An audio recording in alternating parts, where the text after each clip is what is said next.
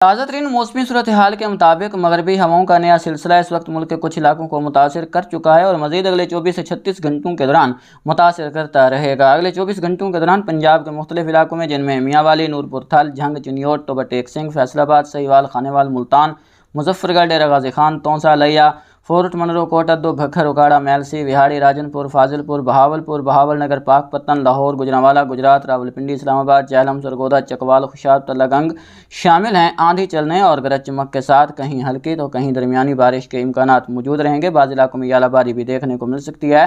آندھی کی رفتار 70 سے 90 یا 100 کلومیٹر فی گھنٹہ تک رہنے کے امکانات موجود ہوں گے، جبکہ خیبر پختونخوا کے بھی مختلف علاقوں میں، جن میں پشاور، چارسدہ، ہنگو، بنوں، لکی مروت، سوات، کلام، عالم جبہ، مردان، اپر دیر، لوئر دیر، ٹانک اور ڈیرہ اسماعیل خان کے علاقے شامل ہیں۔ ان علاقوں میں بھی بادل بننے، آندھی اور گرج چمک کے ساتھ کہیں کہیں بارش دیکھنے کو مل سکتی ہے۔ اس دوران کشمیر اور گلگت بلتستان کے بھی اکثر وادیوں میں گرج چمک کے ساتھ بارش کا امکان ہے۔ بلوچستان کے علاقوں میں، جس میں ہرنائی، لورالائی، کوہلو، بارکھان، زیارت، ڈیرہ بگٹی، سبی، خضدار، لسبیلا، بیلا کے علاقے شامل ہیں۔ ان علاقوں میں گزشتہ 24 گھنٹوں کے دوران بھی بعض مقامات پر اچھی بارش ریکارڈ کی گئی ہے اور ندی نالوں میں پانی کے بہاؤ میں بھی اضافہ دیکھنے کو ملا ہے۔ مزید اگلے 24 گھنٹوں کے دوران بھی آندھی کے ساتھ بلوچستان کے مختلف علاقوں میں بارش کا امکان موجود رہے گا۔ سندھ کے بلائی اور وسطی علاقوں میں، جس میں سکھر، شکارپور، جیکب آباد، کند کوٹ، ابارو، دادو، جوہی، وئی پاندی، موئن جودڑو، کشمور گھوٹکی، لاڑکانہ، خیرپور، میرس شامل ہیں۔